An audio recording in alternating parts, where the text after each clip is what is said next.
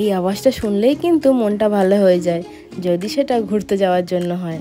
আজও আমরা বেরিয়ে পড়েছি ঘুরতে যাওয়ার উদ্দেশ্যে। আজ কিন্তু অনেকেই মিসিং রয়েছে। আমাদের অনেকজন মেম্বার ছিল, তবে কিছু কারণবশত তারা আর আসতে পারেনি। তারা এলে কিন্তু এই ট্রিপটা আরও অনেক মজার হতো। তবে আমাদেরও এই ট্রিপটা কিন্তু খুব একটা খারাপ হয়নি।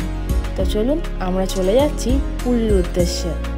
আমাদের ওয়েস্ট বেঙ্গলে যা বৃষ্টি হচ্ছে কদিন ধরে, চলুন পুরীতে গিয়ে দেখা যাক সেরকম ওয়েদার নাকি।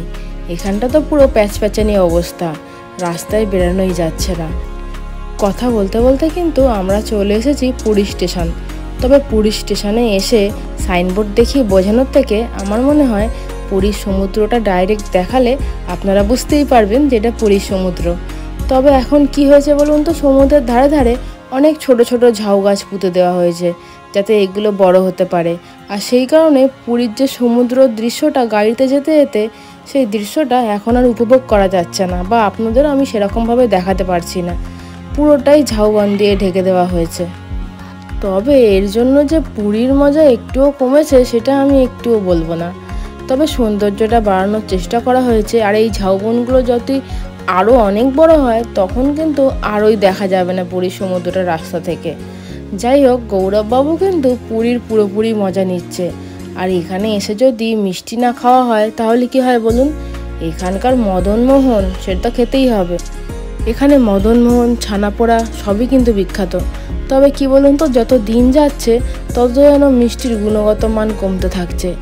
আমি পুরী প্রায় ছোট্টবেলা থেকে আসছি। সেই ছোটোবেলার টেস্ট আর এখনকার টেস্ট কিন্তু প্রচুর পরিবর্তন হয়ে গেছে। আর পুরীর সমুদ্রের মাছ দেখবো না সেটা হতে পারে? ভোরবেলা তাড়াতাড়ি আসা হয়, নৌকায় যে মাছ উঠবে সেগুলো কিন্তু দেখতে হবে এবং কিনতে হবে। তবে এইবারে এসে বড্ড হতাশ হতে হলো। মাছের পরিমাণ একেবারেই কম, উঠছে না বললেই চলে। সেই কারণে আমরা মাছ কিনতে পুরীর মাছ বাজার চলে এসেছিলাম। এরপর তো স্নানের পালা। পুরী আসবো, স্নান করব না, এটা কিছুতেই হতে পারে না। যদিও মা বাপি নামেনি, তবে আমরা কিন্তু নামতে ছাড়িনি। ভিডিওটা অনেকটা বড় হওয়ার কারণে আমি আজকের মতো ভিডিওটা এখানেই শেষ করলাম। আমার আগামী পর্বগুলো দেখতে কিন্তু একদম ভুলবেন না। সমুদ্রের দৃশ্য উপভোগ করার জন্য আমার সাথে থাকতে হবে।